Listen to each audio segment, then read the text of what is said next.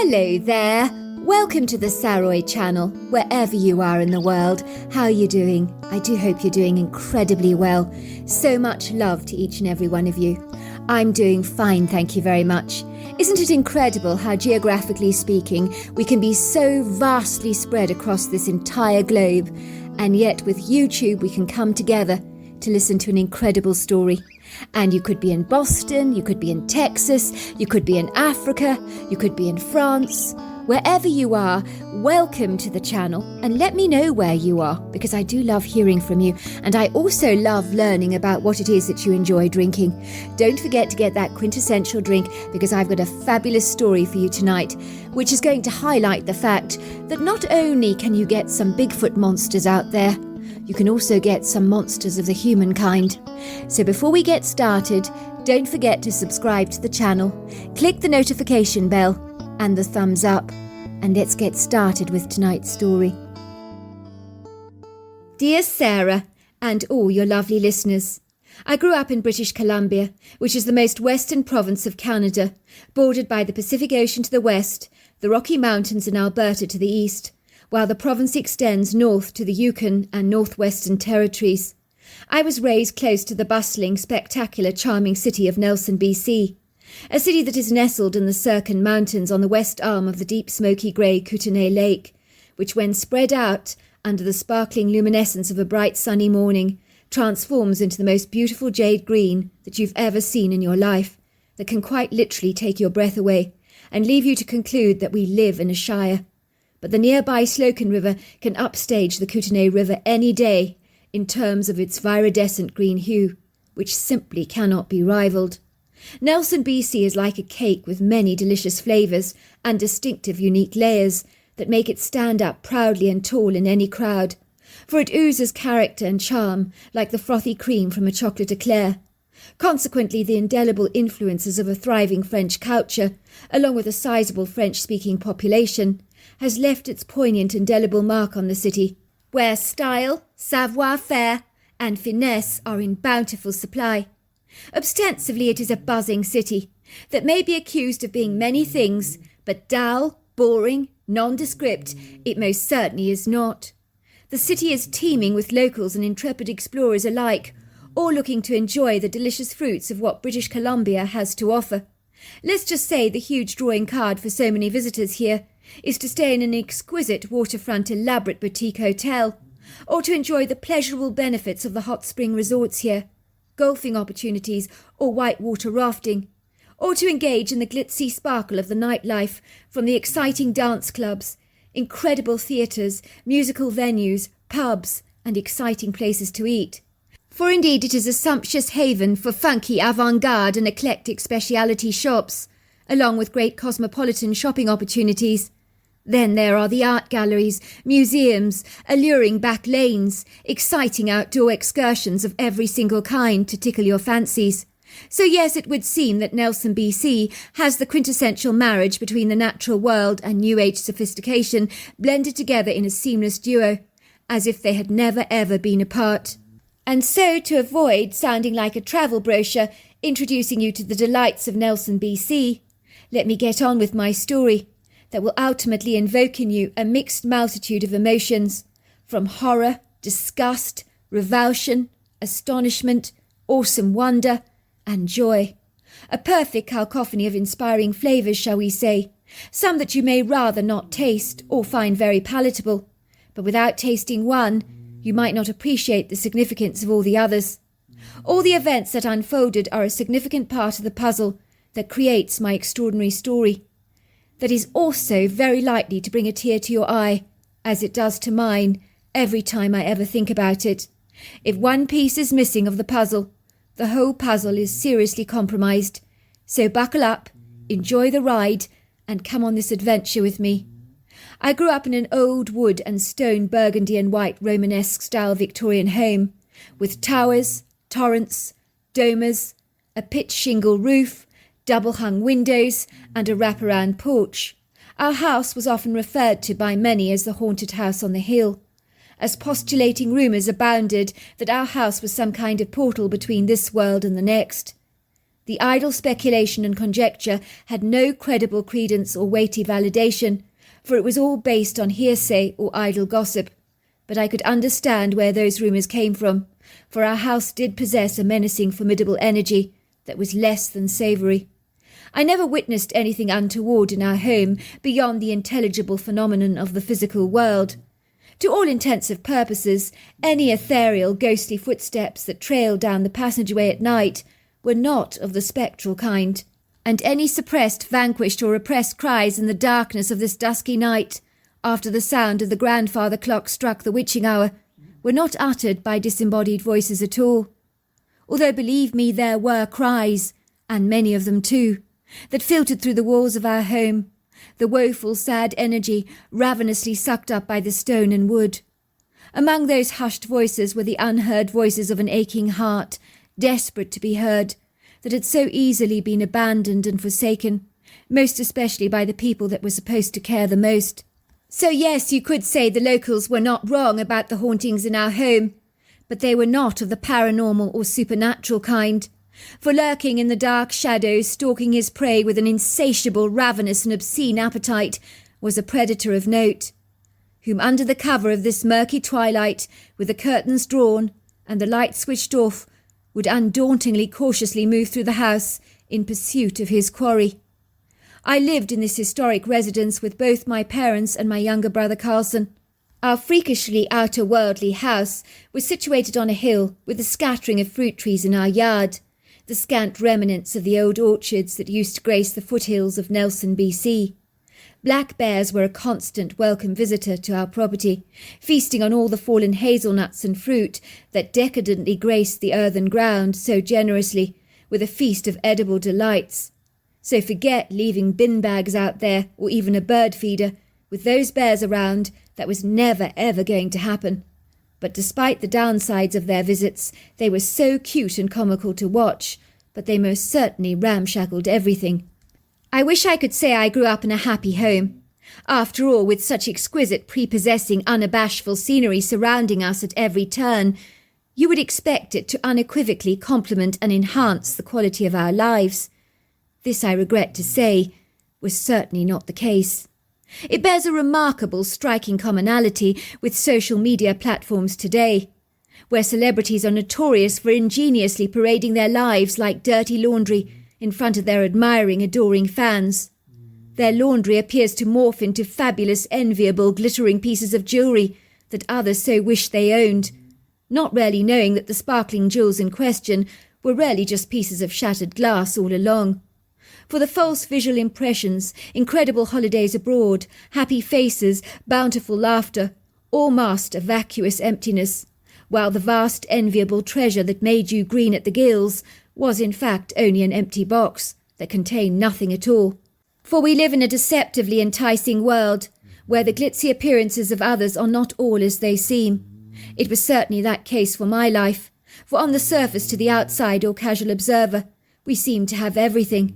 In truth, we had nothing at all. Absolutely nothing. Even from a very young age, I knew instinctively that something was terribly wrong with my father, as his behaviour towards us was peculiarly strange, so much so that I could never put a finger on it. He was always the first eager beaver father to arrive at the school gate to pick us up, seemingly itching at the seams to assert his audacious, flagrant friendliness towards my brother's friends, with a little too much enthusiasm for my liking. "And how are you, Johnny, today?" he would say, rubbing one of the boys' heads of bouncy brown hair.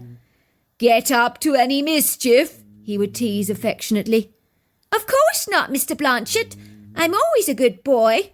My brother's friends all thought my dad was remarkably cool. Yet when it came to my own girlfriends, my father never so much as gave them a passing glance, or even a friendly, lingering nod.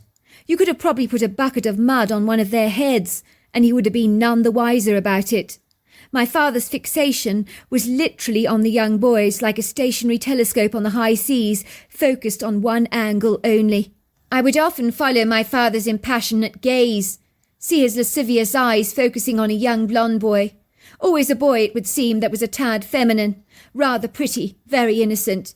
He reminded me of a leopard, as his salacious gaze would linger over the boy for far too long, uncomfortably long, that even I would flush with embarrassment on his account. Ostensibly it bothered me that he was so different to the other fathers at the school gate, less friendly, more guarded, very wary towards other adults.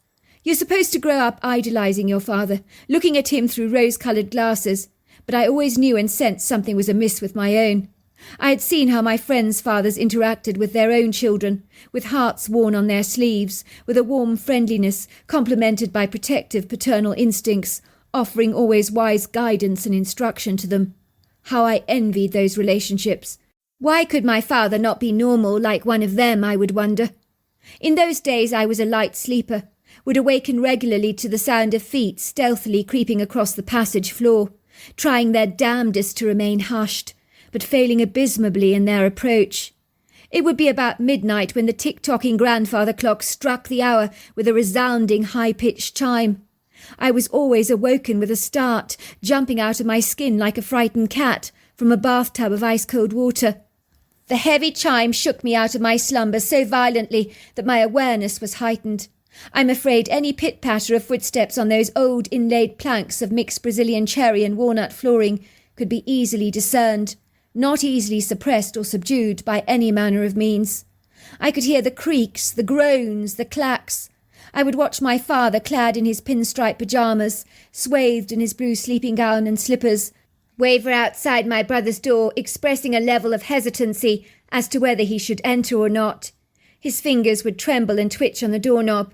Then he would twist the handle open, ever so slowly, at first with reluctance, followed by an assertive boldness, as his confidence escalated like the flames on a gas hob.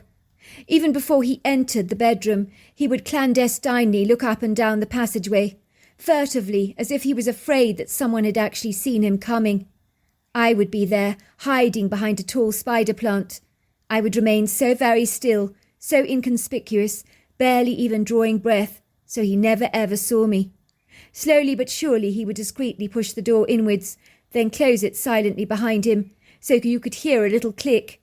Then a key would turn in the lock, so that my father had locked himself in my brother's bedroom. He would stay in there for over 20 minutes. Then I would see him covertly sneaking away again, always wearing a guilty I shouldn't have done that look on his face that I could see so clearly, as the soft pale landing light was always kept on during the night. I was about 12 at the time, my brother only 10. I couldn't fathom what my father was doing visiting my brother in the middle of the night, when he could see him during the full light of the day. Why all this duplicitous secrecy? Did my mother even know about this, I wondered? My innocent, naive mind could not comprehend what he was up to, but I was instinctive enough to sense that something was intrinsically wrong. I first broached the subject with my brother with a straight in-your-face question, with no frills or double meanings attached to my words. "Why does Dad visit you during the night?" I asked, at which my brother's expression went from a flushed pink colour to a pale white as the colour drained from his face. His blue eyes became fearful. "How do you know?" he whispered. "I saw him," I said. "I saw him sneak into your room. What does he want?" "Irma, you can't tell anybody about this. Dad says if I tell anyone, I'll get into big trouble. Big trouble." I tried to get more out of my brother, but he was unrelentingly clamming up like a mussel in a shell, refusing to say a single word. I then propounded the subject with my mother. "Mummy, why does Daddy always visit Carson during the night when the clock strikes midnight?" My mother became incensed with me, as if I'd said something terrible. "Now don't you go talking about your father like that, Irma. He's a good man," she said, as if trying to convince herself of this very fact. "A very good man indeed," she insisted. "You can't go slamming him down with such outrageous accusations, Irma. You should be ashamed of yourself." Accusations, I wondered. What on earth was she talking about? I wasn't accusing anyone of anything. I was asking my mother a simple question, but she had just snapped my head off. I noticed in the days and weeks that passed, my brother was changing. He was not the fun-loving brother I'd always known before, but became nervous and apprehensive, rather like a crystal-clear watercourse becoming infested with algae. Even at dinner-time he always wittingly avoided my father's gaze, keeping his eyes strategically fixed on his dinner plate and switching off the conversation like a control on a radio station. He was always disengaged, detached, indifferent. "Carlson," my mother would pipe, "for goodness sake, stop playing with your peas. We're not in a bowling alley. If you don't want to eat them, put them to one side of your plate. I just can't abide people fiddling with their food. Are you not going to tell me and your father what you did at school today?" "We had a test in math today," my brother would say, his words so flat they would make a pencil look crooked. "Well, how did you do then, sweetheart?" "I think I did all right," he would say, remaining resolutely aloof. "Good! I'm so glad to hear it. After all, you need excellent grades if you want to get into medical school, don't you?" "I don't want to go to medical school," my brother would snap. "I'm going to be an artist." "Well, that's all well and good, sweetheart. It's only famous artists that actually make big money. I doubt you're going to be famous. It's only that 2% that make it really big. It's rather like winning the lottery. Luck plays an intrinsic part. You should focus your attentions on a lucrative career. You could become a plastic surgeon one day. They make lots and lots of money enhancing people's assets and appearances. You could apply your creativity there. Make a fortune out of people's vanity. It's a huge, thriving business. Nothing to be sniffed at, dear. Think about it. Most plastic surgeons live in sprawling mansions, own fancy yachts, have amazing holidays abroad. That could be you. Much better than being an artist any day of the week. What's his name? That Picasso guy? Oh, he didn't make it big until long after he'd popped his clogs. I mean, you don't want that to happen to you." "I don't want to be a doctor or a surgeon," my brother growled. "I want to be an artist." My mother wilfully ignored my brother's belligerence, turning her attention directly on me. "What about you, Irma? Did you have a good day today?" I would wrinkle up my nose in disgust. It was all right, I'd say. "Good, I'm glad to hear it, sweetheart." One day I decided to hide in my brother's closet. I was determined to see what my father got up to on his nightly visitations to my brother's bedroom. What I was to uncover would send my blood running cold. For I was to learn that my lecherous father was the most despicable monster of the worst possible kind. I could hear beyond the soft snores of my brother the door handle turn, click open, the door open and then close behind itself, the key turning in the lock, followed by my father's footsteps padding towards my brother's bed. "Carlson, are you awake?" My brother did not answer. I'm almost certain he was pretending to be asleep. Who could blame him? My father wasn't easily put off. "Quit the play acting, Carlson. Wake up. I know you're not asleep. You're not fooling anyone, least of all me." "I want to sleep, Dad. Please go away. I'm tired." "Don't push me away, son. Wake up. Let's have some fun together, shall we?" "I don't want to, Dad," came the muffled voice of my brother. Please don't make me. I've got a headache. I don't feel too good." "You'll do as I say, son. You wouldn't want your mother to find out what you get up to, would you?" "All right," my brother groaned, "but please make it quick. I'm very tired." I could hear my father grunting as he straddled my helpless brother like a lion pouncing upon his prey. I swung open the closet door to find my father in a very compromising position. I will spare you the graphic, unsightly details, but know this, you can't unsee what I witnessed then. For I realized my salacious, licentious father was a monster of the worst, most deplorable kind. I despised everything he was doing to my poor brother. He was supposed to be my brother's protector, but he was his abuser, who cared not about his welfare, but only about titillating his shameless, profane and obscene fantasies. I began to hit my father hundreds of times, over and over again. How could you? How could you do that? How could you do that? "What are you doing here, Irma?" he barked. "Get back to bed now. If you tell your mother what you've seen tonight, you'll be in serious trouble. Do you understand?" I nodded, dashing out of my brother's room, the tears spilling down my face, for my heart was broken like a chicken's egg. For seeing my father abuse my brother like this hit me like a brick to the head. My father was undeniably a paedophile. I'd heard about such people before. It made absolute sense to me now. Fully explained the sneaking into my brother's room at ungodly hours of the night, and the constant ogling of young boys at the school gate. I was sobbing into my pillow, that was now completely saturated by the deluge of my own tears. When I heard my father enter my bedroom, his eyes looked scared. He was actually trembling. "Irma, you're not going to breathe a word about what you witnessed tonight. This is strictly between me and your brother. It's no one else's business. Do you understand?" "But you're hurting Carlton," I blubbered. "He doesn't want you to do what you're doing to him." "That's where you're wrong, Irma," said my father. It was after I had done a great deal of research on the subject of paedophilia that I was able to assure my brother Carlson that my father's immoral, debaucherous behaviour was not normal, but morally wrong and reprehensible. I also managed to persuade him that he wasn't to blame for what had transpired between the two of them, as my father had been the nefarious instigator of those wanton, dark practices. Me and my brother considered all our options. Should we run away from home together? At first the idea seemed promising, although where would we go? We hardly wanted to end up on the streets in a worse state than we were now. You saw people like that everywhere, high on drugs, inebriated by alcohol, caught up in prostitution. So we knew that that was not a viable option for us, for if we went to social services, we could invariably end up being placed in foster care.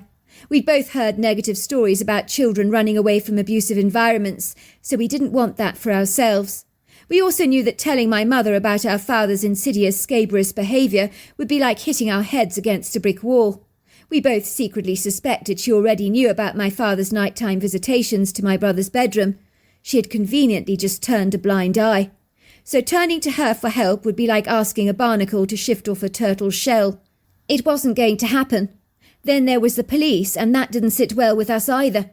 We were sure the social services would invariably end up getting involved somewhere down the line, and that was not good news.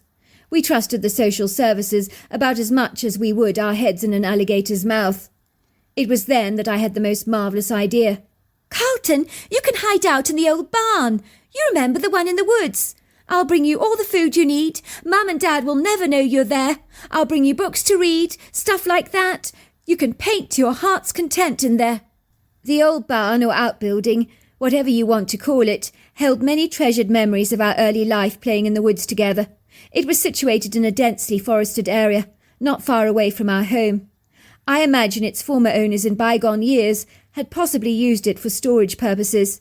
It was in remarkably good condition, seamlessly hidden away in the heart of the colourful ribbon of deciduous trees such as birch and aspen, along with conifers like cedars, hemlocks and ponderosa pines. It would be the last place in the entire world my parents would ever consider looking for my brother, the quintessential inconspicuous hiding spot.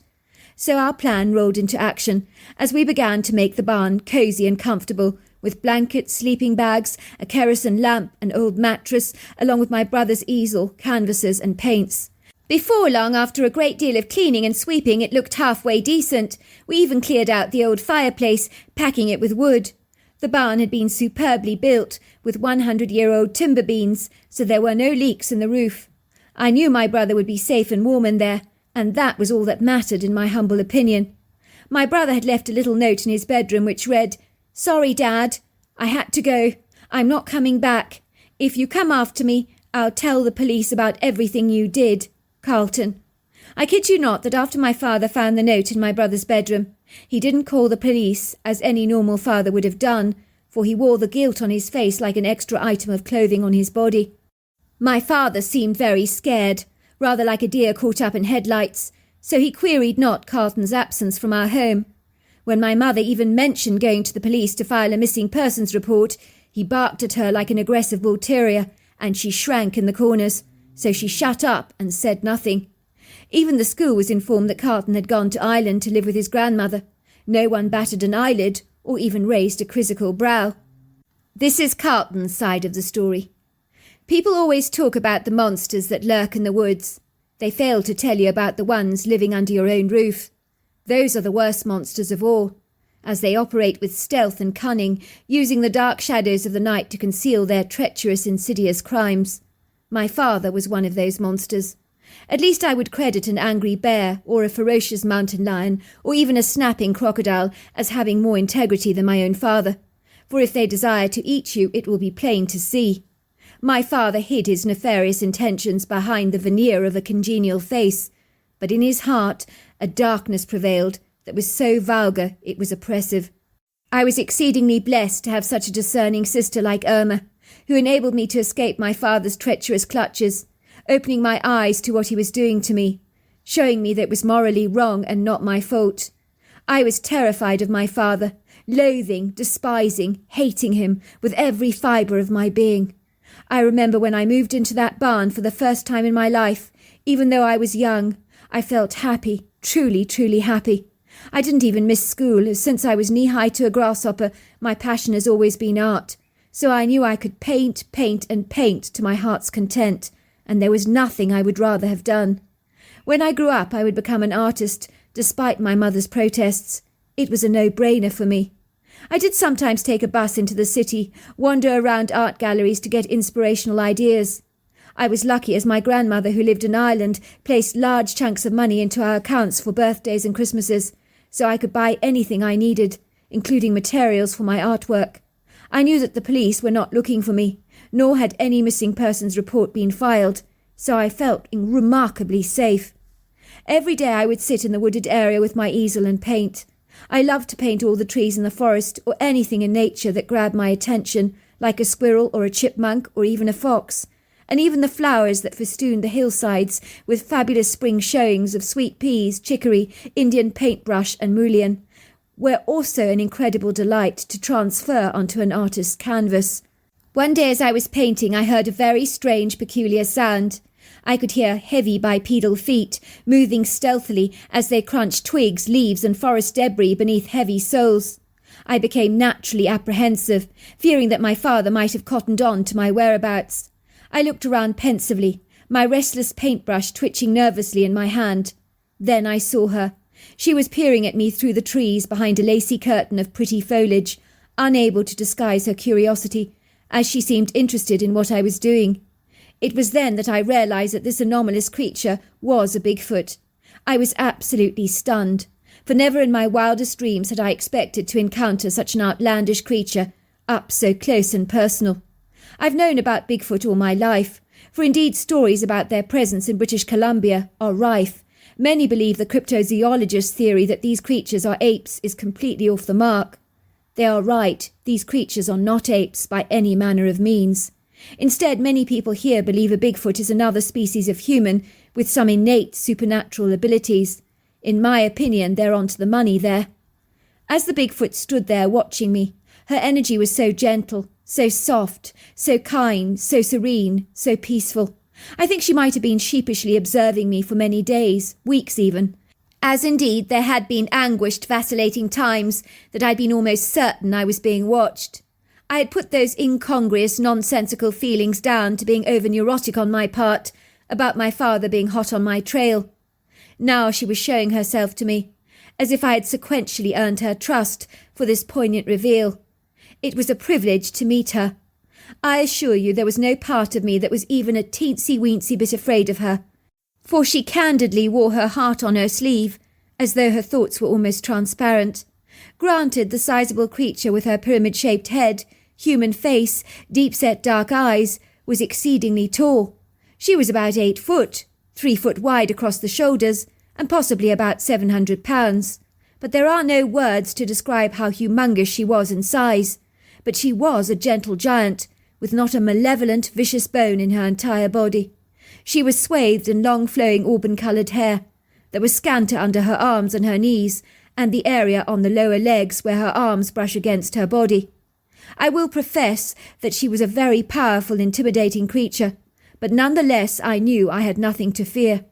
The Bigfoot, with her delightful heart-shaped feminine face, high cheekbones and deeply furrowed forehead, stood still watching me paint for a few days, keeping a safe distance from me, as if testing the water before deciding to actually take the plunge. I felt as if she was reading me rather like a book. I now realise that she was absolutely telepathic. So it seems the indigenous people of British Columbia are absolutely right. Bigfoots have superior powers beyond that of our own. I remember one day I was thinking that I wished she'd come closer to me. In a trice, after those thoughts floated in my mind, she perceived them, as if I'd spoken them directly to her. She promptly glided to my side, as if to say, "At last you've invited me into your space. I've been waiting for you to ask me." I was soon to realise that Bigfoots are very big on space, boundaries and territorial markers. Before long, I'd given the Bigfoot a canvas and was showing her how to paint. I'll never forget the thrilled expression in those dark eyes of hers as she proceeded to paint. She marvelled at the paint colours, when how you mix them together you could create new colours. She loved using her fingers to work the paint together, instead of using a brush.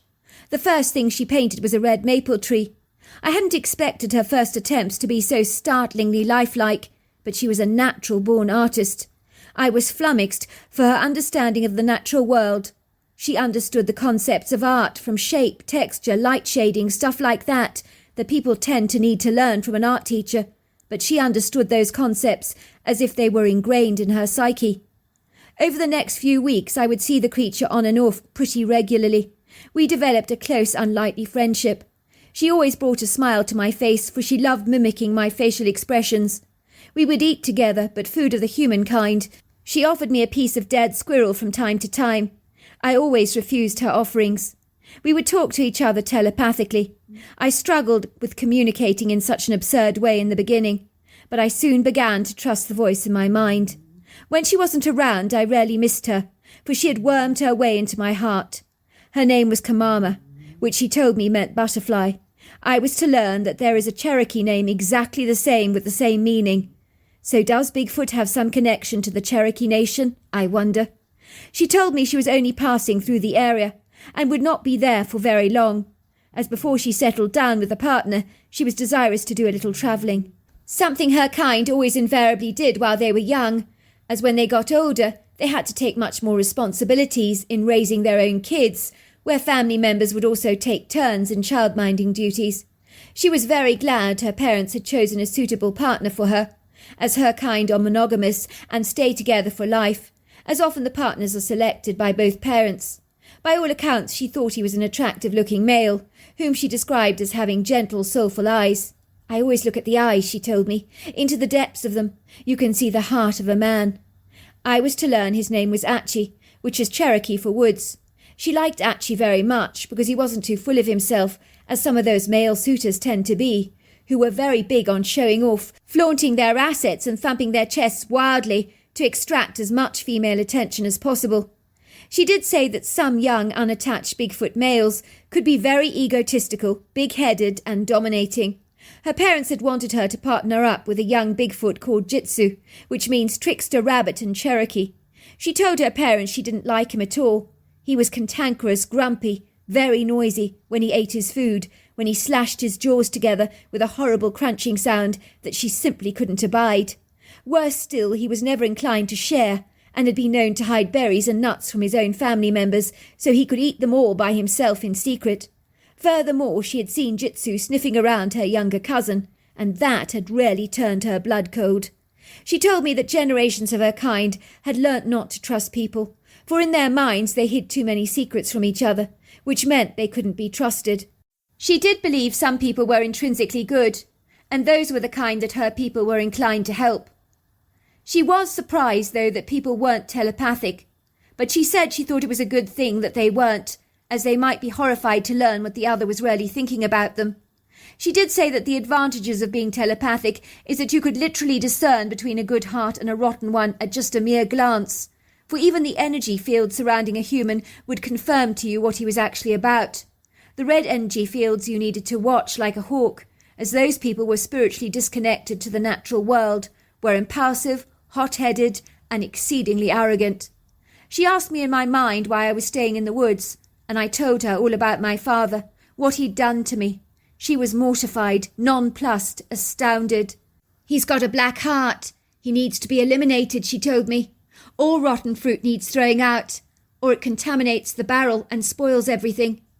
It was in late summer, when my sister ventured into the woods to drop off some food for me, that I realised to my horror that she hadn't been as careful as she could have been, for she was not alone.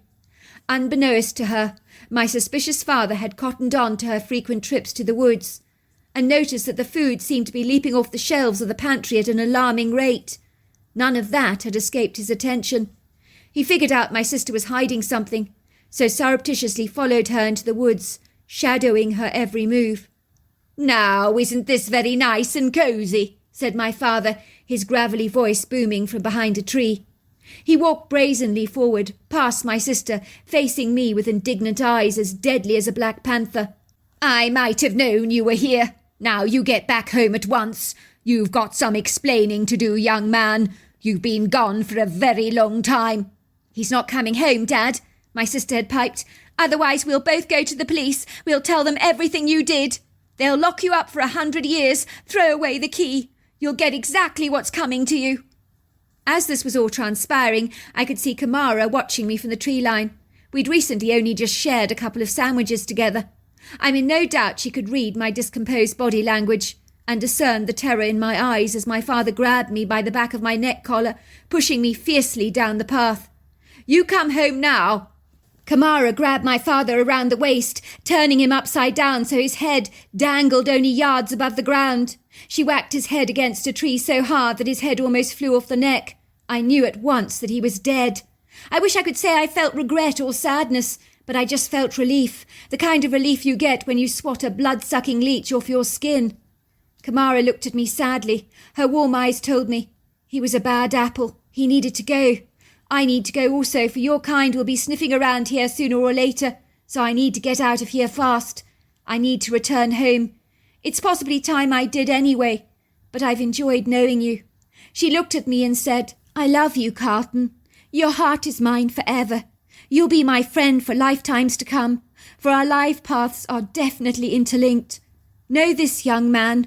Whenever you see me in your mind's eye, trust the image you see. Know that I've popped in to say hello. Know that I've popped in to send you my love.